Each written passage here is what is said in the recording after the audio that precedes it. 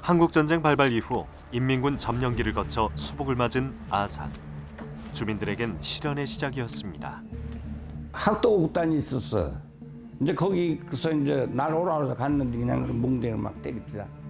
어머니도 이제 아산 청년단 가서 이제 맞고 오고 시킨 거지 집안의 그 아저씨들이.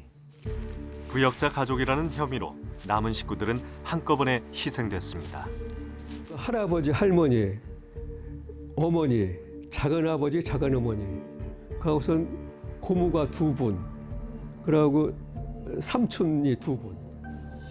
1950년 9월 말부터 이듬해 초까지 군경에 의해 주민들이 대규모 학살을 당한 아산 지역 민간인 희생 사건을 되짚어 봅니다. 충청남도 서북쪽에 위치한 아산시. 2개 읍과 9개 면, 6개 동으로 이루어져 있습니다.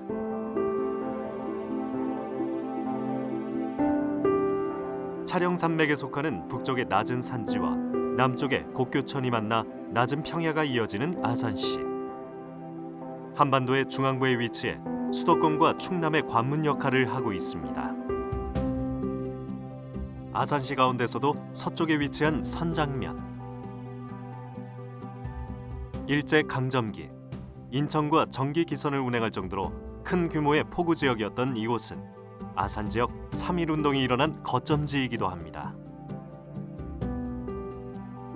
1919년 4월 4일 선장면의 장날, 4명의 주민이 주도한 만세운동은 200여 명의 면민이 참여하며 확대됐고 이들은 선장면 헌병주재소로까지 진출하게 됩니다. 거센 만세운동에 놀란 일본 헌병은 만세 군중을 향한 폭력적인 진압과 발포를 감행했고 참가자 중 1명이 목숨을 잃으며 시위는 해산됐습니다. 포구에 종사하는 여러 종사자들, 특히 뭐 인력거꾼이라든가 시장 상인들이라든가 또 장을 보러 온 사람들이 연합해서 하다 보니까 규모도 커지고 그 참여 인원들도 면면도 상당히 좀 다양한 계층들이 망라된 이런 운동이었다고 보여집니다. 일제강점기 항일운동을 주도했던 독립인사들은 해방전국 미군정 체제에서 좌우 이념 대립을 겪었는데요. 한국전쟁을 거치며 독립인사들이 희생되었던 현대사의 비극을 아산 지역 역시 피해가지 못했습니다. 미 군정과 소련이 들어오면서 분단이 되면서 서로의 체제를 유지하기 위한 수단으로 이제 좌우 이념 대립을 부추겨서 결과적으로는 최대의 그 어떤 피해자라고 볼 수 있는 어떤 그 민족 독립운동가들이라든가 어떤 양식 있는 사람들이 상당 부분 희생이 됩니다. 이건 좌우를 넘나드는 어떤 민족의 큰 비극인 거죠.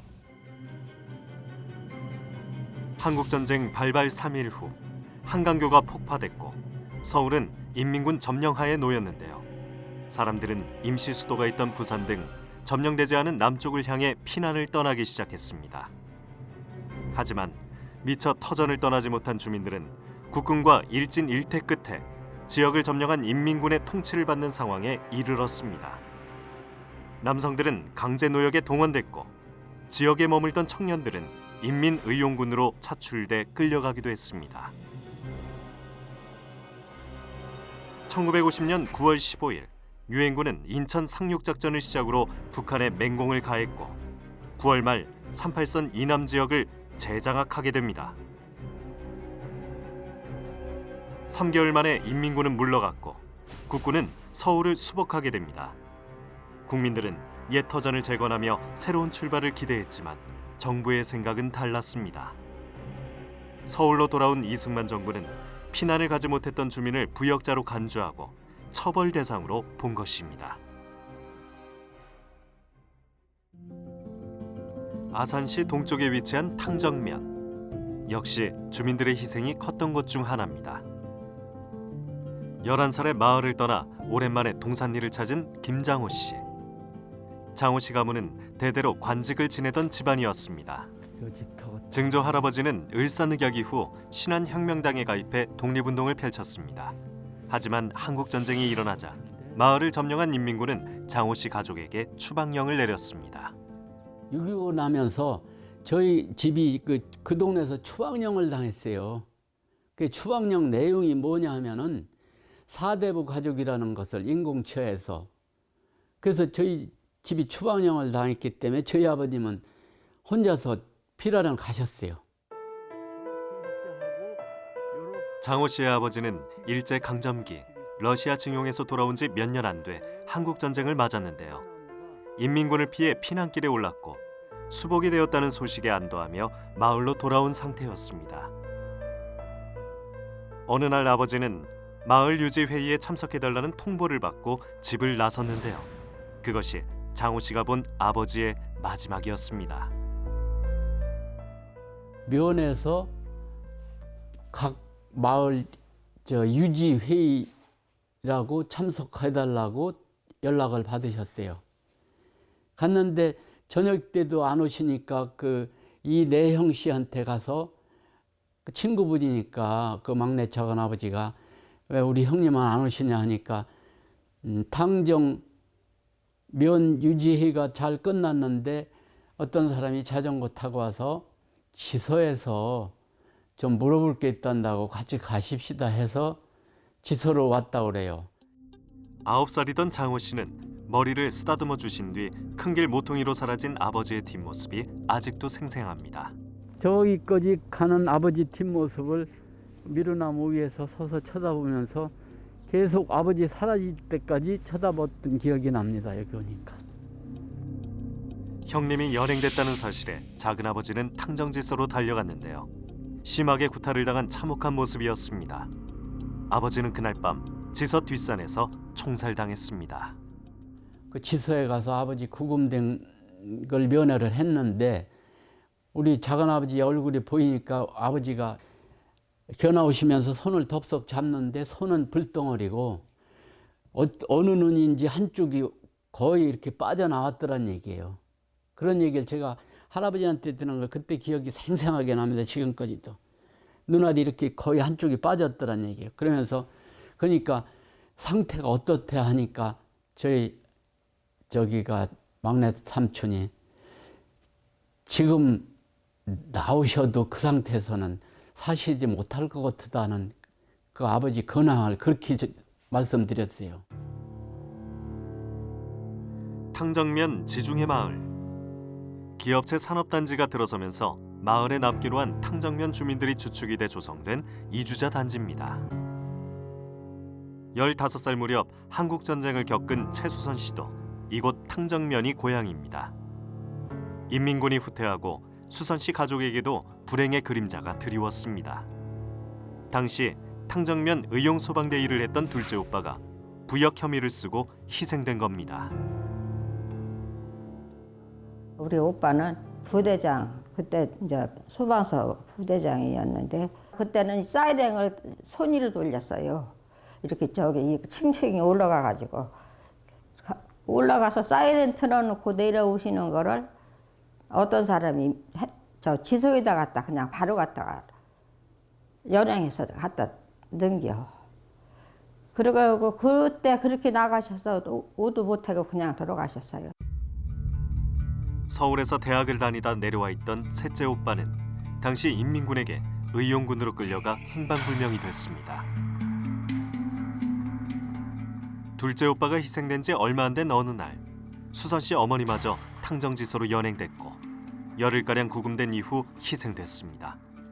당시 수선 씨 집에서 병원을 운영했던 작은 이모부가 좌익 활동을 했고 이를 숨겨줬다는 이유였습니다. 엄마는 이제 그렇게 하고 나가셔서 누가 오시겠지만 하고서 집이 식구들도 그렇게만 기다리고 어느 날 이제 올케 언니가 밥을 가지고 나가시면 밥을 안 받더라고 그러더라고요. 그래가지고서는 그래서 돌아가신 줄 알았지요. 해바라기만 이거 해서 짧은 시기 동안 식구 5명이 사라진 집안. 남은 가족들은 헤어나올 수 없는 충격 속에서도 또 다른 보복이 뒤따를까 가족의 시신을 찾을 엄두조차 내지 못했습니다. 한 장씩 놀아주려고 내가 이렇게. 그때 우리 아버지는 겁에 질리셔서 그런 여력도 없으셨어. 진짜 그냥 사랑이 가보면은 그냥 요렇게 하고 쪽을 치고 요렇게 하고 앉으셨어요. 맨날 사랑방에서. 이거는 저기 면사무소 행사. 고향을 등지지 않고 생활한 것이 죄라면 죄였을까? 오랜 취미 생활 중 하나인 그림을 그릴 때면 선량했던 가족들의 얼굴이 떠오르고 희생됐던 이유를 곧씻게 되지만 늘 납득할 수 없는 결론은 가슴속 응어리로 맺히곤 합니다. 대통령이 뭐 차단을 시켜야지. 아무 죄도 없는 사람 무대뽀로 다 갖다 그렇게 했잖아. 아휴. 그냥 죄 없는 사람도 그때 당시는 저 사람 죄 있으니까 부자보다 넣어야 한다고 그냥 그렇게 말하면 다 갖다 넣는 게 그때는 무슨 저기가 없었어요. 아산시 탕정면에 위치한 갈산리. 한국전쟁이 일어나자 당시 서울공업중학교 1학년이었던 14살 소년 상설 씨는 우여곡절 끝에 다시 고향으로 내려왔습니다. 상설 씨 아버지는 인민군 점령기 당시 탕정초등학교 교장으로 발령받았습니다. 하지만 수복이 되자 아버지는 식구들과 함께 친척 집에 며칠간 몸을 숨겼습니다. 이게 그렇지 이게. 아버지로서는 너무 이제 미안하고 자기 혼자도 아니고 그러니까 이제 야 내가 여기서 계속 있을 수가 없지 않냐. 돌아가야 된다. 그리고 나는 잘못한 게 하나 없다. 그냥 아이들 학교 오는 아이들 보살핀 거밖에 없는데 내가 굳이 이렇게 그냥 여기 숨어 있을 이유가 없지 않냐. 우리 어머니는 아니다. 지금 이렇게 혼란기에 무슨 일을 당할지 모르니까 당신 지금 가면 안 돼. 그러니까 우리가 이제 한 가족을 이룬 거니까 서울로 가자. 서울로. 우리 어머니 판단이 정확했어요. 그래서 우리가 그때 모면하는 거야. 지은 죄도 없이 피할 이유가 없다고 생각한 아버지는 피난 생활을 정리하고 마을로 돌아왔지만 그 길로 치안대에 의해 마을 정미소에 구금됐다가 지서로 연행돼 희생됐습니다. 보름 뒤 어머니 역시 젖먹이 여동생과 함께 끌려가 총살을 당했습니다.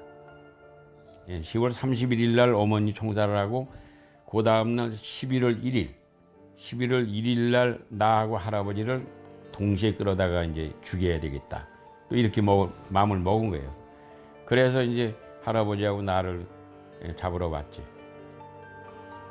할아버지까지 갑작스레 연행되자 상설 씨는 앞뒤 생각할 겨를도 없이 뒷마당에 딸린 방에 숨었습니다. 할머니는 상설 씨를 연행하려 집을 찾아오는 동네 청년들을 따돌리고 새벽이 가까워오자 이웃집에 몸을 숨기도록 부탁을 해놓았습니다. 하지만 주위의 감시가 있었던 것인지 옆집으로 들어서자 갑자기 들이닥친 사람들에게 발각된 상설 씨는 피신을 도와준 형님과 함께 동네 사랑방으로 잡혀갔습니다. 그러니까 내가 그때 탈출하려고 했던 그 장소가 바로 여기라고 여기. 요 이렇게 넘어서 이리 이제 탈출을 하려고 했는데 바로 이제 이 집에서 나를 감춰줬고, 감춰줬다 그렇게 그냥 순환을 겪고 사랑방에 이제 끌고 들어가더라고요. 그게 그냥 마을에 하여간 그거 무슨 저 사무실 비슷하게 썼어요. 그 집 사랑방을. 가더니 이제 나는 그냥 앉혀놓고 그 앞에서 몽둥이를 가져오더니 엎드려 뻗쳐. 반동분자를 옹호한 놈이야. 너 놈은 내 놈도 죽어야 돼. 그러면서 이제 그냥 몽둥이로 막 그냥 치는데 뭐 아이고 얼마나 그냥 모질게 막 그렇게 막 치는 두 놈이 그냥 교대로 말이야. 그냥 그 양반이 그냥 막 자지러지게 하면서 뭐 그 호순 씨라는 분보다는 연한 놈들이 그렇게 한 거예요. 저보다 나이 많은 형빨되는 사람을. 아주 악랄한 놈이죠. 이제 그리고 있는데 새벽 4시쯤 돼서 그렇게 하다 보니까 그때 이제 날 잡으러 온 놈들이 다시 나타난 거예요. 그래서 나를 데리고 이제 새벽 4시에 끌고 그 파출소에 갔지. 진실화해위원회는 아산 지역 민간인 희생 사건의 가해 주체를 온양경찰서와 치안대, 즉 대한청년단, 청년방위대 및 향토방위대, 그리고 태극동맹으로 판단했습니다. 희생자 연행은 주로 치안대가 담당했고 처형 집행은 경찰이나 그 지시를 받은 치안대가 맡았는데요. 이들의 가해 행위는 온양경찰서의 지휘를 받은 것으로 밝혀졌습니다. 육군의 지휘를 받았던 청년방위대와 향토방위대와 다르게 태국동맹 같은 이런 조직들은 경찰의 지휘를 받아요. 그렇게 나와 있어요. 그러면 군과 경찰의 지휘를 받는 이런 반군사 조직들이 이들을 학살 현장으로 끌고 가서 학살을 집행을 하는 거예요. 그리고 현장에는 항상 아산 지역 같은 경우에는 경찰이 배석을 했다라고 하는 증언들이 있고요. 결국에는 국가 권력에 의해서 이런 것들이 체계적으로 집행이 됐던 거죠. 처형까지는. 처음 마을 사랑방에 끌려간 상설 씨는 지서 유치장에 열흘간 감금됐습니다. 경찰은 이후 상설 씨를 포함해 총살이 확정된 주민을 다시 면사무소 앞 창고로 끌고 갔는데요. 총살이 집행되기 전날 밤 한 형사의 도움으로 풀려나게 됐습니다. 상설 씨는 몇 달 만에 가족의 시신을 찾을 수 있었습니다. 정배사 49년 3월인가 생인데 이게 1년 몇 개월 살고 간 거야. 젖먹이지, 젖먹이. 2살도 안 됐으니까, 2살도. 아이, 난 그거 생각하면, 난 그게, 야, 그 어린 거는 좀 우리 할머니라도 가서 그냥 데려왔으면 걔는 살잖아. 그러니까 이제 어머니도 이제 그건 보낼 수는 있었겠지. 그런데 이거 보내면 뭐하냐. 이제 이게 우리 다 죽는데, 아유, 너도 그냥 할 수 없다. 그냥 같이 가자. 그래, 그걸 그냥 막 이렇게 끌어안고는 그 총살을 당하셨더라고. 그 나중에 시신을 찾아왔는데 어머니가 그냥 이렇게 그 끌어안는 형상이 그대로 나타나 있어요. 그때 우리가 이게 비누고개야. 이게 바로 비누고개. 이게 비누고개고 이게 비누고개. 탕정면 용두리 비누고개. 지금은 대부분 도로로 변했지만 당시 이곳은 탕정면 주민들이 부역을 했다는 혐의를 쓰고 끌려와 희생된 자리입니다. 그래서 이제 그게 없어진 거야. 다 파서 그때 유골이 여기 있었는데 다 없어진 거야. 진실 화요인은 아산 지역 주민들이 인민군 점령 시기 부역 혐의로 1950년 9월 말부터 1951년 1월 초까지 온양경찰 소속 경찰과 치안대에 의해 집단 살해된 사건에 대해 진실을 규명했습니다. 지난 2019년 아산시는 탕정면 용도리 비누고개에서 희생된 민간인 유해 발굴을 실시했지만 안타깝게도 유해는 나오지 않았습니다. 될 수 있으면 이쪽을 피해 다녔죠. 다닐 일도 없었지만은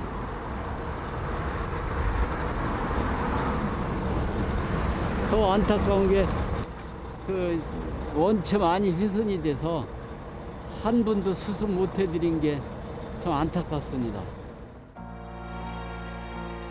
아산시 북쪽에 위치해 경기도 평택시 등과 인접한 영인면. 한국전쟁 당시 이곳은 아산에서도 알아주는 부촌이었습니다. 90세가 넘었지만 만평 규모의 배농사를 거뜬히 짓고 있는 하상춘 씨. 그 역시 전쟁의 상처를 가슴 한켠에 지니고 있습니다. 한국전쟁 초기 인민군은 상춘 씨 아버지를 인민위원장으로 앉혔고 수복 이후 아버지는 부역 혐의로 희생됐습니다.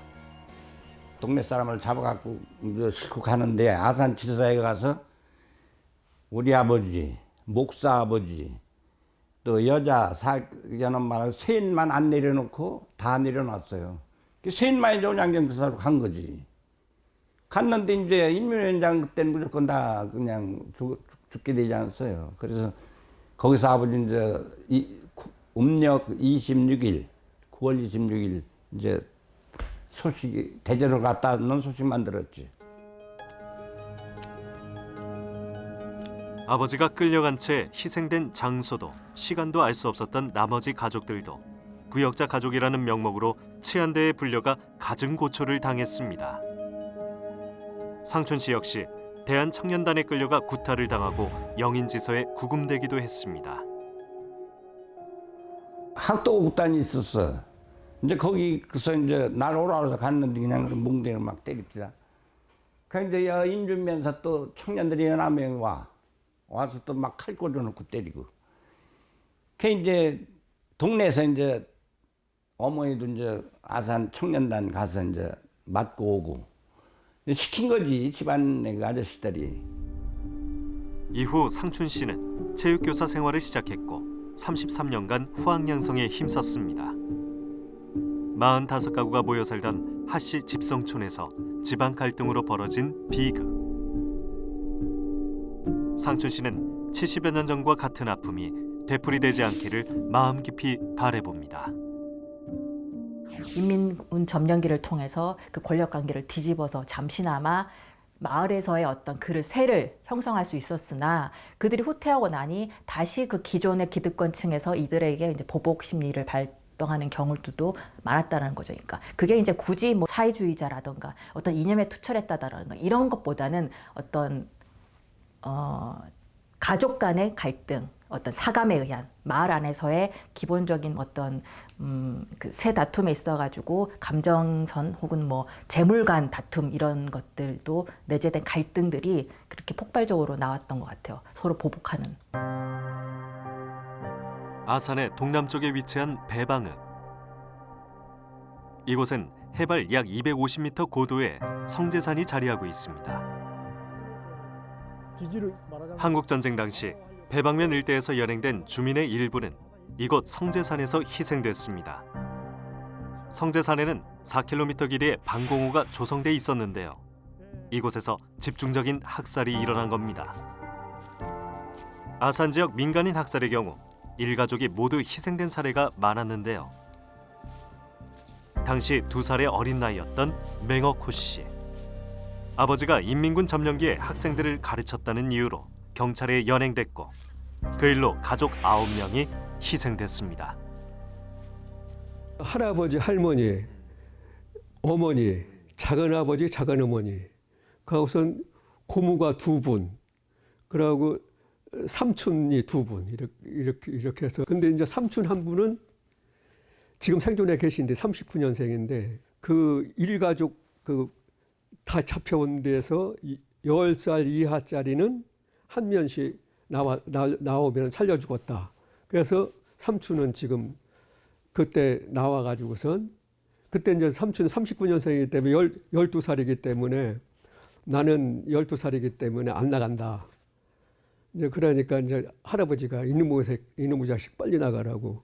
이제 죽을 거 뻔하니까 할아버지는 이제 죽을 거 뻔하니까 삼촌을 나 보낸 거예요. 그러니까 삼촌은 또 아버지 어머니를 안 떨어지려고 또 안 나가려고 그랬던 거고. 그런데 결국은 나와갖고 지금 저 생존해 계셔요.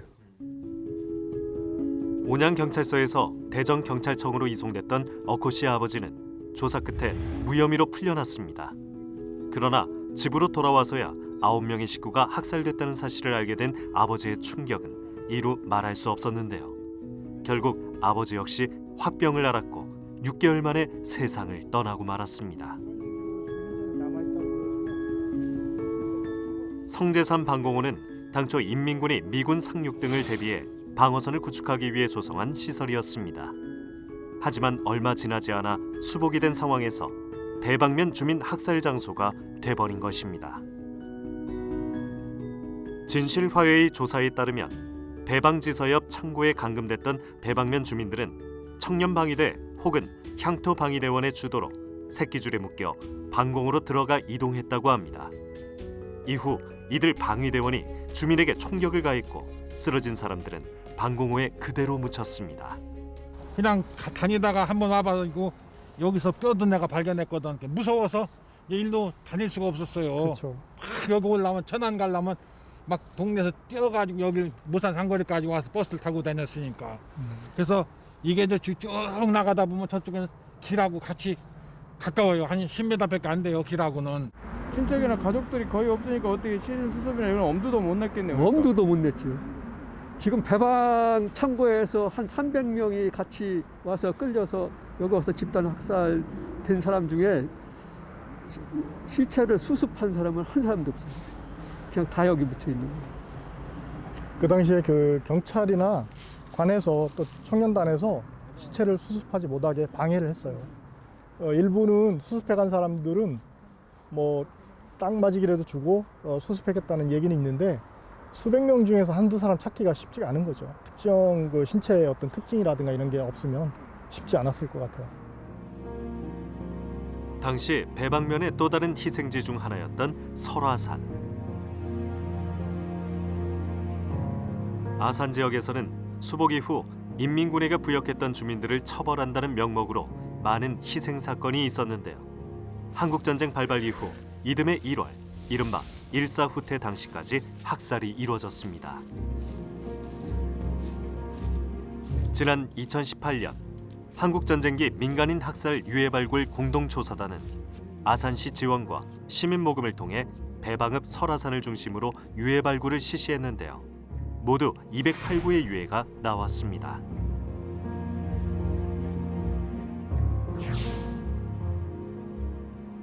발견된 희생자 상당수가 여성과 어린이였고 나머지는 60대 이상의 유해로 나타나 부역 혐의자 가족이 대규모로 희생된 것으로 추정할 수 있었는데요. 또 비녀와 구슬 등 발굴된 유품 역시 여성과 아이들의 용품이었고 당시 아군들이 사용했던 애몽과 칼빈 소총의 탄두와 탄피도 발견됐습니다. 전투 능력이 거의 없거나 실제적으로 그 전투 행위에 가담할 수 없는 사람들 위주로 학살이 이루어졌죠. 그러니까 아마도 뭐 가장이라고 할 수 있는 어떤 어르신들, 노인들의 아들이나 또 부인들의 남편, 아이의 아빠가 사라진 상태에서 가장이 없는 상태에서 나머지 가족들을 몰살시킨 그런 현장입니다.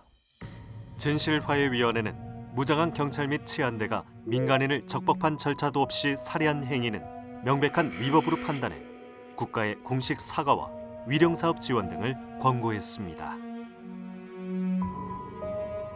지난 2015년 아산시는 한국전쟁기 민간인 희생 추모에 관한 조례를 제정했는데요. 사건의 진실 규명과 희생자 명예회복을 위한 관련 사업을 진행하고 있습니다. 그 일환으로 2018년과 2019년 2차에 걸친 민간인 희생자 유해 발굴 사업을 진행해 215구의 유해를 찾아냈습니다.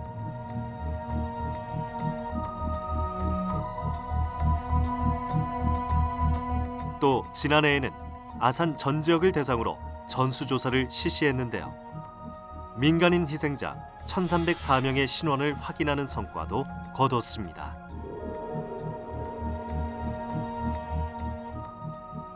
우리 역사에 있어서 정말 그 정리되고 또 진실이 어떤 회복되는 어떤 이런 부분에서 아직도 우리가 미흡한 점이 굉장히 좀 많거든요. 작지만 우리 지역에서 그런 부분에 대한 특히 2천여 명이 넘는 그 민간인 학살 관련된 부분들을 좀 더 명확하게 우리가 현재 남아있는 분들 또 조사한 부분들을 토대로 해서 그런 부분들에 대한 어떤 진실이 밝혀질 수 있고 또 그때 희생됐던 어떤 분들에 대한 어떤 명예회복이 이루어지는 것이 우리 역사 발전이나 대한민국 발전을 위해서도 굉장히 중요하다고 생각하고요. 그런 역할을 저희 아산에서 작지만 우선 시작을 했다고 봅니다.